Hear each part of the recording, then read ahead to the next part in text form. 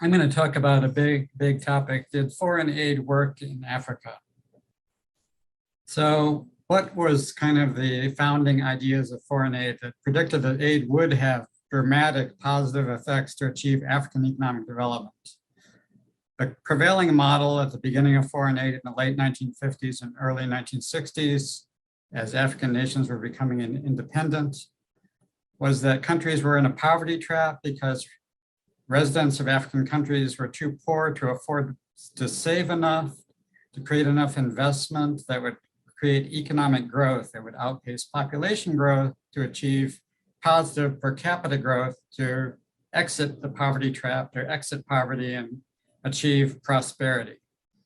So this idea was that the poverty trap could not be escaped with foreign aid, without foreign aid. So the donors were kind of seeing themselves as the main agent to achieve development in Africa.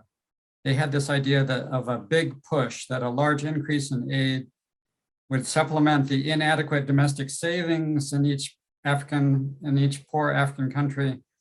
They would raise investment that would enable economic growth to outpace population growth and create positive per capita growth to escape the poverty trap. So again, the key assumptions is, first of all, that African nations could not themselves escape poverty because their residents could not afford to save enough to create enough investment and growth, but the donors would ride to the rescue and achieve growth. And their assumptions were that their aid, the donors' aid, would go one for one into investment. That was a big assumption, number one. And the second assumption was this higher investment would cause higher growth, which would then achieve the escape from the poverty trap. So how well did these predictions work out? These were certainly very hopeful predictions from agencies like the USAID, the USAID Agency, and the World Bank, that the World Bank and other aid donors thought they could achieve development in Africa with their aid. How well did things work out? As sort of a witness to this debate, I want to give you sort of some of the key facts along the way that really influenced the way that the aid debate went. So the first key fact I'm going to give you is a simulation of what would have happened in Zambia if the model and the assumptions of the aid donors was correct. When I joined the World Bank in 1985, the model that I just sketched out to you was definitely the prevailing, indeed the only model of aid and growth. And it had a prediction for Zambia that was shown in the black line here, that Zambia's per capita income would rapidly increase and Zambia would be transformed from poverty into prosperity thanks to the efforts of the World Bank and other aid donors. And this line comes from simulating the prediction that all aid would go into investment. There was a lot of aid to Zambia, so it was predicted it would have created a lot of investment, creating a lot of growth to outpace population growth to achieve a dramatic exit from the poverty trap. So this is what should have happened according to the donors' own view of themselves and the prevailing model that applied to African economies. Sadly, what actually happened was the dotted line. The dotted line shows that Zambian per capita income sadly stayed roughly constant and failed to increase at all, despite the massive inflows of foreign aid. So something about the World Bank's view of themselves as the key actors in Zambian development did not quite work out.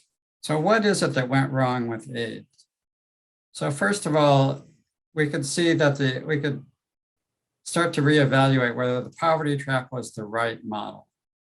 So the poverty trap model is basically that Africans cannot afford to save because they're too poor. It sort of contradicts the evidence that we have that actually even poor people, and not everyone in Africa is poor, of course, so even more so with middle income people or upper income people.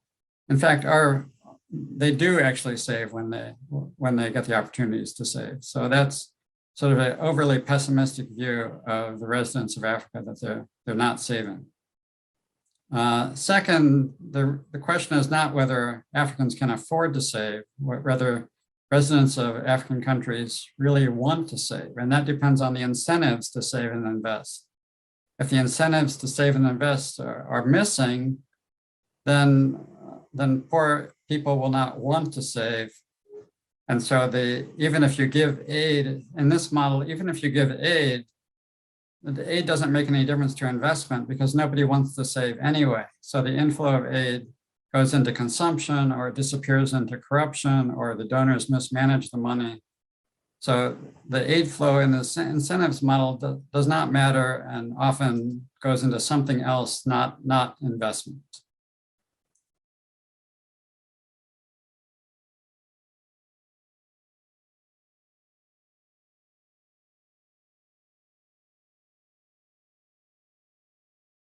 Well, I'm less radical than my friend Bill is.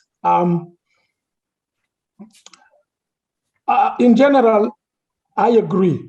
Things happen to a country because of the policies of the people in the country. Now, in many African countries, you've had leaders giving up their responsibilities, including in terms of thinking about their own strategies, to anybody coming from outside with a little bit of money or promise of money. So it's good to criticize aid institution, but we need to look in the mirror. There are countries that have done well while taking money from aid. One of them is China, okay? But they had people who thought seriously about what they wanted to do, and they would only take things which they need, including comparative information. They will tell the World Bank, for instance, we want to build this huge highway. We want to know what happened in Singapore, what happened in Brazil, the kind of calculations that they did, the kind of coefficient, the kind of numbers, things like that, so that we can calibrate ourselves. And if you need to give us a little bit of a loan so that we can take that data or knowledge from you, we'll take it. You have a country today like Vietnam, which, I mean, when I was a kid, I heard my dad talking about Vietnam as one of the worst places on earth, where bombs were being launched upon and so on. I went to Vietnam several times in recent years. I was completely shocked. In fact, not just me. A lot of Americans are moving to Vietnam, retiring in Vietnam, because they have great healthcare, cheaper, and the country is doing the right thing. Well, Vietnam is also taking money from aid agencies, but Vietnam is just not sitting there and taking orders. I could say the same thing about Costa Rica, which is one of my favorite places. We've done great, wonderful. I would recommend that anyone looks at Costa Rica. So the issue again is, what do you do? And as a former World Bank economist, I can tell you, just to end a small anecdote. I would go to an African country as a senior World Bank economist for that country. Before I come, the Prime Minister would come in Washington and say, well, I made sure that your suite at your room at the hotel is in great condition. When are you coming? When is the money going to flow? We need this urgently to pay for this and that and that. Well, and then, of course, I would show up there, having done my best possible work with my own knowledge of the country, which can only be limited. And then they will just say, yes, yes, yes, where do we sign? And when is the money coming? You see? That's a perversion of incentives. Whereas when I moved from Africa to work on Europe, I was a macroeconomist for Poland, for the Latvia, Lithuania, Estonia, the 3 Baltic countries, or Albania. I would go there. The Minister of Finance will invite me for lunch, and I will tell him what I think they should do, and they will listen and say, yeah, this is okay. This is a good idea. No, this one is a bad idea. We don't like it. This third one is a great idea, but politically we're not going to do it because we're going to lose. And then he'll send me to the airport and ship me back to Washington. You see a complete difference in terms of attitude. And last, in Albania, I was completely shocked. I went there as a lead economist in the Europe and Central Asia region, a lead economist in charge of Albania and some southeastern European countries. Well, in the room during the discussions, I had not only the minister and his team, but also the opposition. the opposition party and their best economists. They were there siding with the government to listen to what a so-called World Bank expert has to say to them. You will never see that in Africa. So yes, there are some bad ideas sometimes coming from Washington and Brussels and London and Paris and so on, but we need to look at ourselves in the mirror too. Thank you very much, Tanaka. It's difficult to come after two wonderful professors. So I'll try my best here. I have no slides, but I want to make some really general points. I think the whole issue really about AIDS, whether in the past or the future, is for me, I think it's an issue of governance. Governance of both sides, of governance at the recipient side, the African side, and governance at the donors and the development agencies on the other side. And there have been serious failures on both of them. I start with the African side. Most African countries, of course, got their independence during the 60s, and it is a rapid decolonization process. Governance at the end really about institutions and there's no really the decolonization happened at a fast rate, and there's a question of choosing a flag for the country and a national anthem and what colors and what's you know, and then one flag goes down, another flag goes up, and music plays, and okay, you are independent. We didn't have really proper institutions, or have not invested in preparing for the independence in a proper way. Added to that, that was the time of the Cold War as well, where from the donors' sides, the decision made about where aid should go and what kind of aid should be offered was always decided based on the political allegiance, where this country is going to vote at the United Nations, and are there our people or the other side people. And that meant that aid or development money, or so-called, it's not really development money, has gone in many cases to autocrats, dictatorships, countries which were poorly governed. Corruption was valid, and the famous statement, I think it became very well, you know, it doesn't matter, this ruler is a bastard as long as he's our bastard. And we know the money is stolen, it doesn't matter. So there's really problems of good governance on both sides. We lacked good governance in Africa, and the donors and the development agency had serious problem. I remember in some conversations I had with the really late Jim Wolfenson, who was the president of the World Bank in the 90s, a wonderful man. And he was talking about speech he was delivering, and he wanted to mention the word corruption. And his people at the World Bank came to him and said, no, we cannot. You know, he said, I had a problem with my people in the World Bank even to use the word corruption, because they said we cannot use the C word.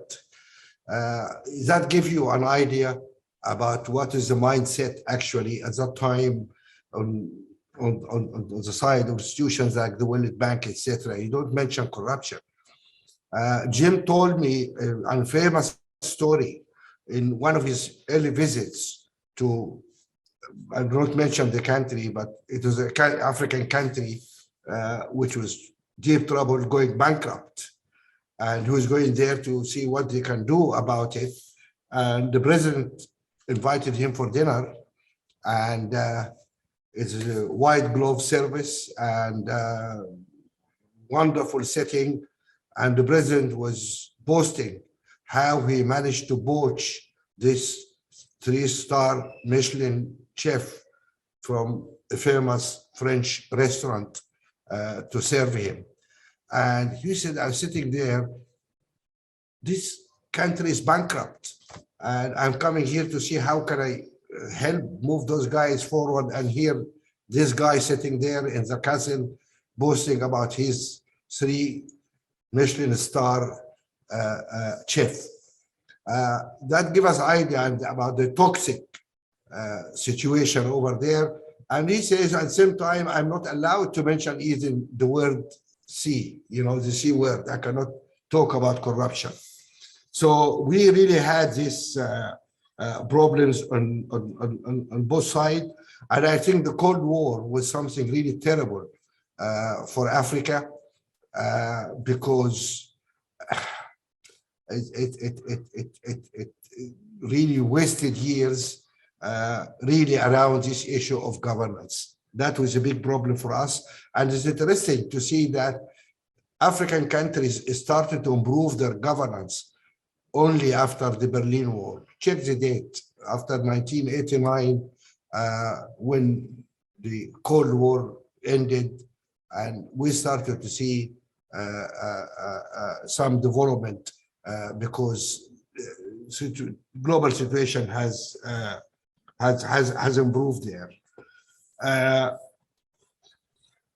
Now, one of the problems also was the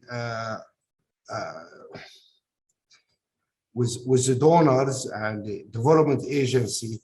For some reason, actually, they shied away from building infrastructure in Africa. And infrastructure in Africa only started to build or to be developed when the Chinese came. And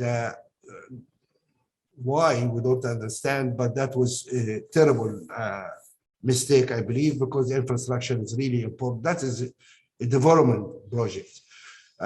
So good aid depends on really the policies, where the aid is going, into what, and it depends also about who receives this aid.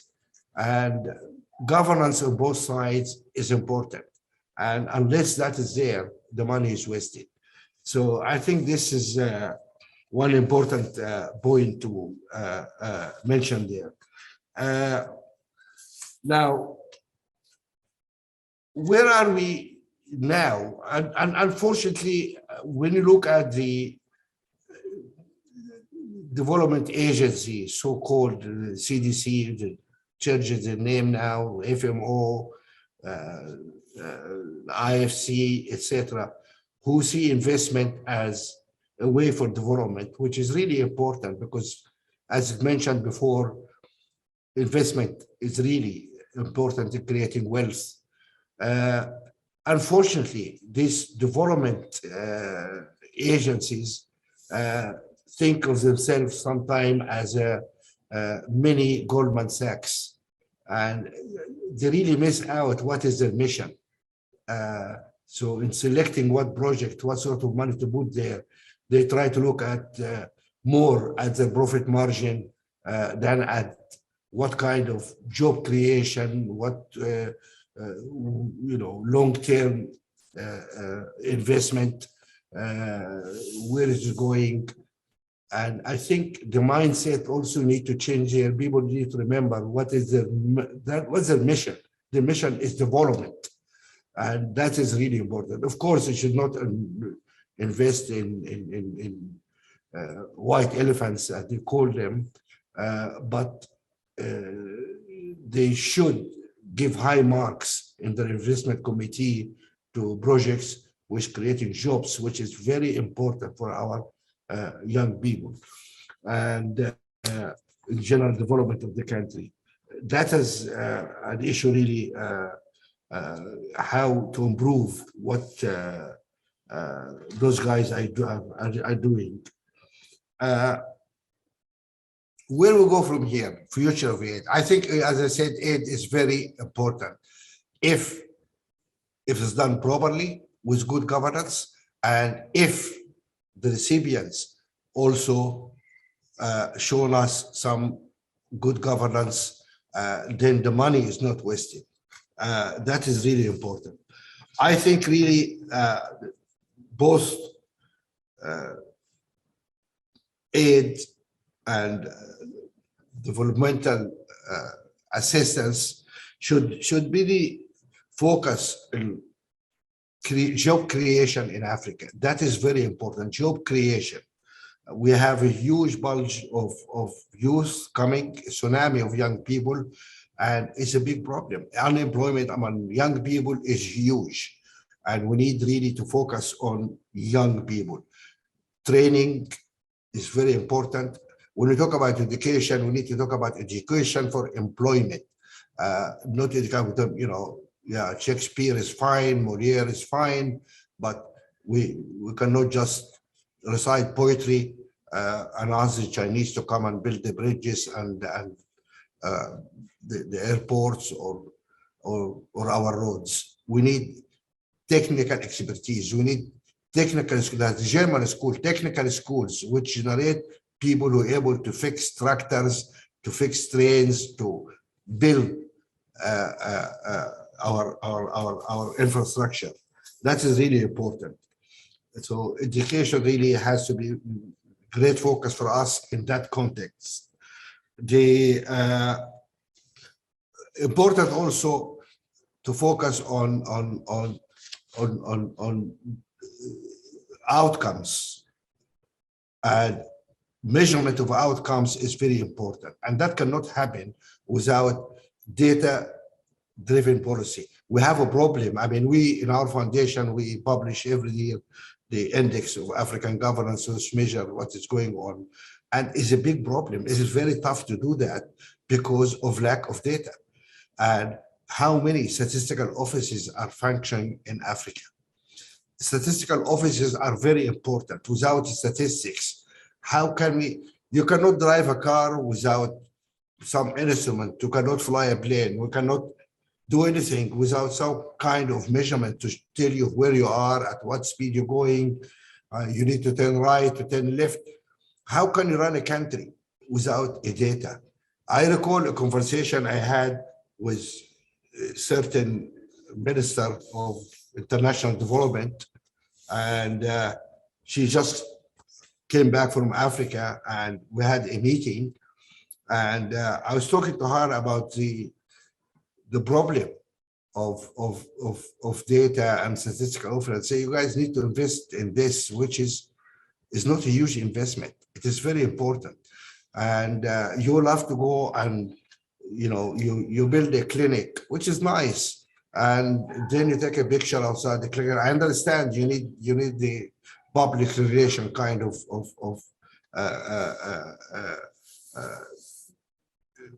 issue to show your own constituency back at home, and people love you when you carry a baby.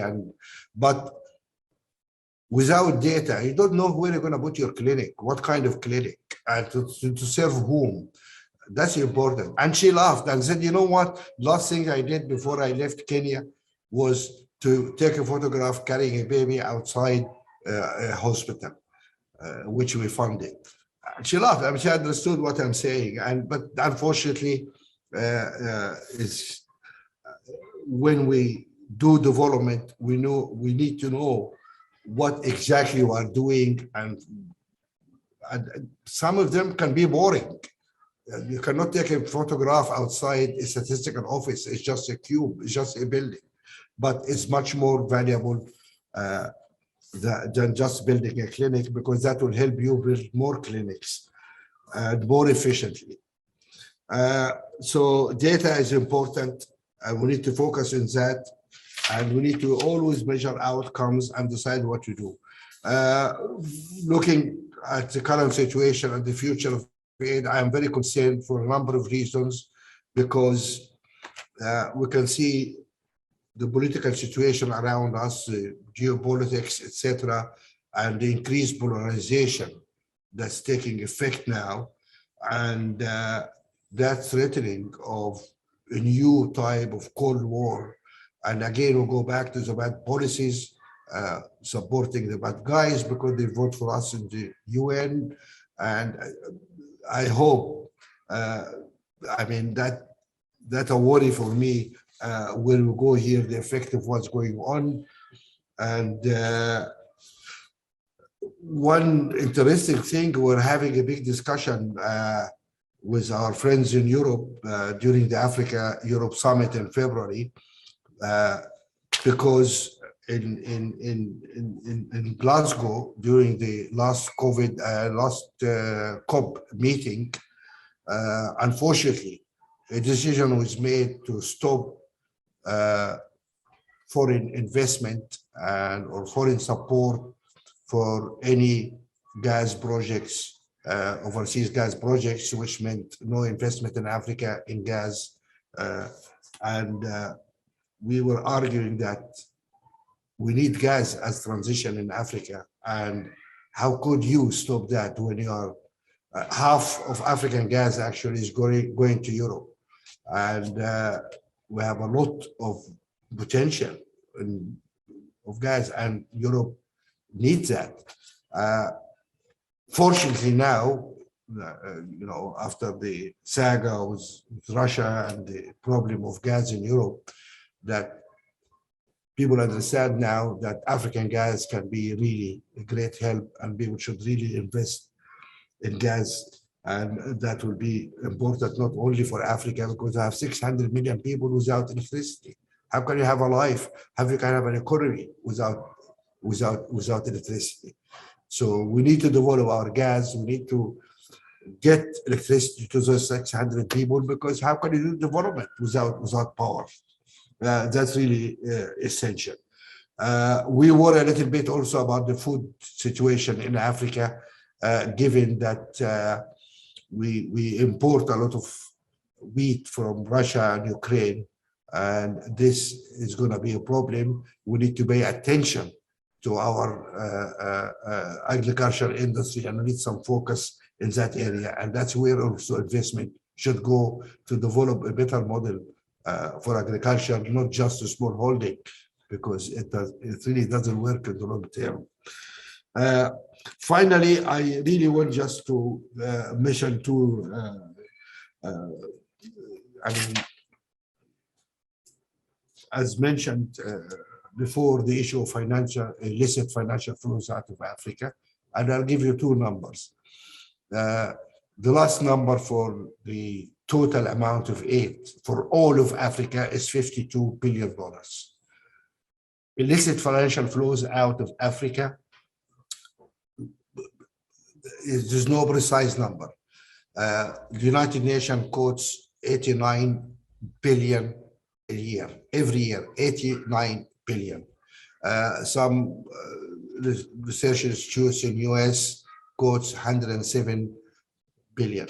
You take the middle point, which is close to $100 billion. $100 billion leave Africa every year, which is double the amount of aid. So who is aiding whom? That's really a question need to be answered. What is this amount of aid? It's not corruption. Well, there's an element of corruption, of course, but that's about $6 or $7 billion. The vast amount of this money is companies which are shifting profits and you know, mispricing, and these are multinational companies. And the West is dragging their feet. Not only the West, everybody is dragging their feet on implementing better rules really for taxation, and that's something at last people started in the West to appreciate it, when European countries will really realize that they're losing a lot amount of tax with big tech. Those guys shifting a lot of money and they're not paying enough taxes in Europe, and everybody up in arms. We had this problem for the last 60 years and nobody paying attention to it. This is a really important issue. Finally, I believe really, well, aid is good, it's useful, and if it's done properly, but investment is much more important because there are trillions of dollars out there looking for home, and we are unable to attract them in Africa. That's what's going to create jobs and create prosperity. We need to be able to do that. And there is issues on both sides. On our side, there is issues of governance, which is important. And there is also issue of perception. Africa really is not that bad. Corruption is not that big problem, but the perception is much worse than reality. And the coverage of economic activities in Africa is very, very little. So we need to address these issues. That's on our side. On the other side, really investors need to have better information, educate themselves about what's going over there. So they need really to have the courage to invest in Africa, because that is the way how we're gonna move forward. I better stop here before I really take much more time, and thank you. Wow, thank you so much, Dr. Ibrahim. I think you actually answered quite a few questions that were going on in the chat group.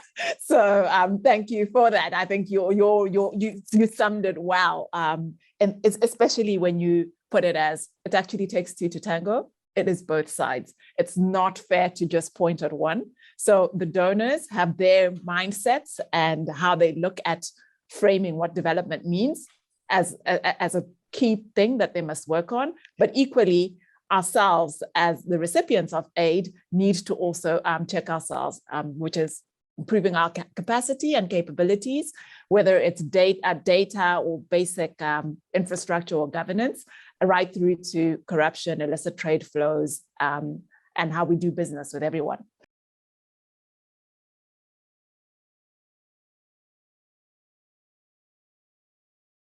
We've got about 5 minutes left, and I'd like to fit in 2 questions for each of you. So I guess we'll have to make it really fast. The first question is probably the elephant in the room. We've talked, Celestine talked a little bit about the different attitude of different donor recipients. I'd like to maybe switch the coin, flip the coin a little bit and talk about the different donors. So right now we've spoken about the typical traditional donors from the West. What of China, and how are they a different donor, and to what extent have they changed the dynamics?